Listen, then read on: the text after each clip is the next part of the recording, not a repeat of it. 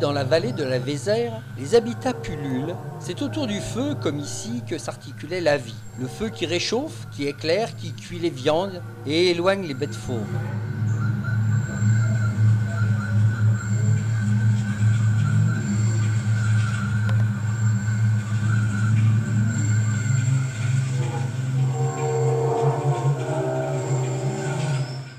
Au cours du Paléolithique supérieur, les troupeaux de rennes étaient abondants dans nos régions. Ils ont fourni aux chasseurs un stock inépuisable de viande et de matériaux pour la fabrication d'armes, d'outils et de pièces ornementales.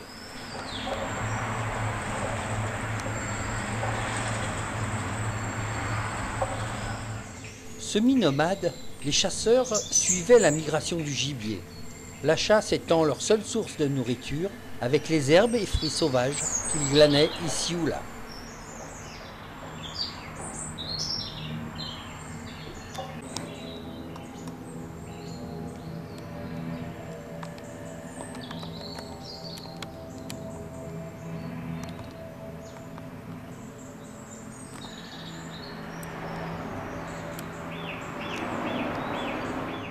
Tailler la pierre. L'outillage était perfectionné, habilement taillé dans un nodule de silex, les lames étaient longues, fines et symétriques. Au début de l'humanité, la femme auréolée du pouvoir d'engendrer la vie devint l'objet d'un culte. D'où tenait-elle ce pouvoir? Les hommes ont peint, sculpté et gravé des animaux, des signes énigmatiques et quelquefois des humains sur les parois des grottes et des abris.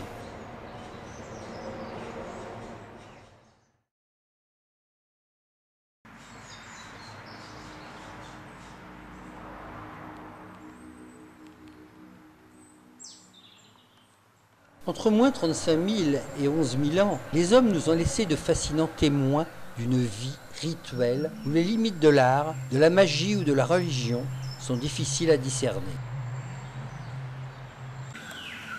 La vie humaine était très courte. Beaucoup mouraient à la naissance ou peu après, et l'espérance moyenne de vie de la plupart ne dépassait pas 30 ans. Certains rites témoignent d'une pensée complexe, peut-être d'une croyance dans un autre monde, au-delà de la mort.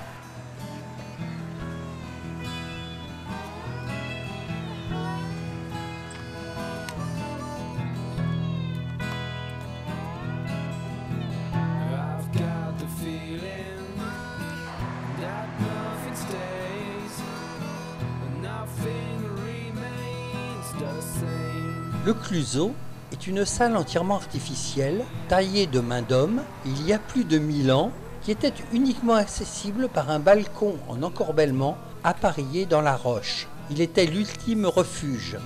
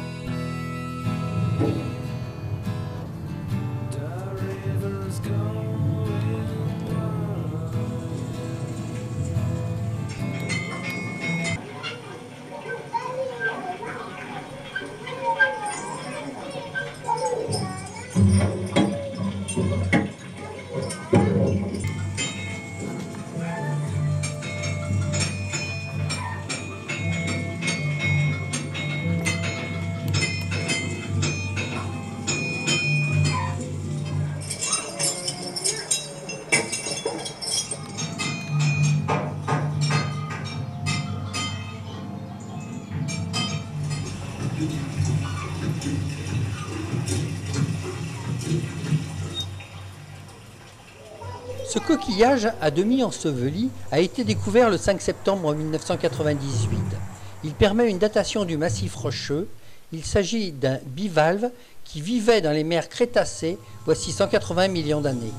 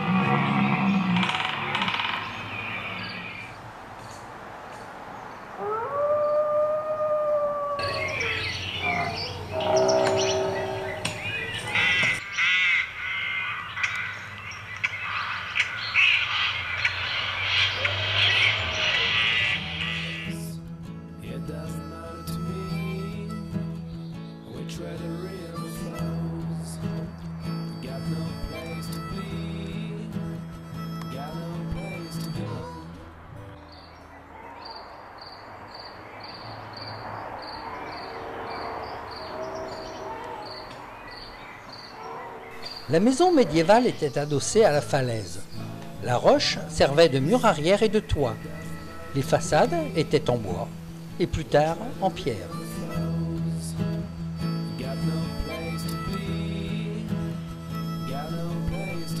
Cet ensemble en pied de falaise a été habité de tout temps. Il a d'abord été investi à la préhistoire, puis creusé et appareillé au Moyen-Âge, et enfin réutilisé et transformé au début du siècle en habitation civile.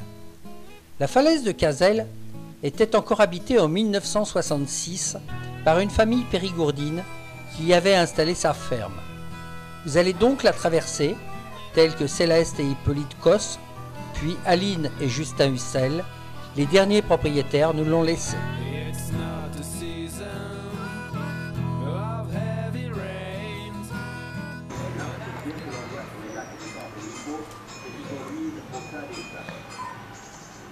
Archipel des Mariannes, la super forteresse B-29 numéro 82 survole la mer intérieure japonaise.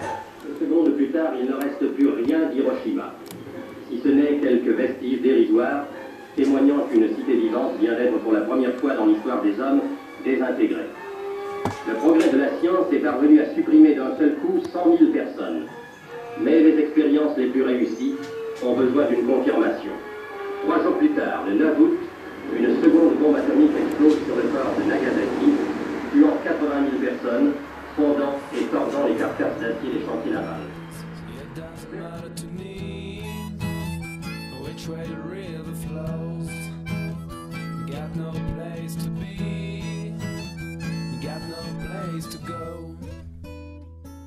Mais un Hiroshima ne peut avoir de justification humaine. La bombe atomique a anéanti à jamais la notion de combattant. Depuis le 6 août 1945,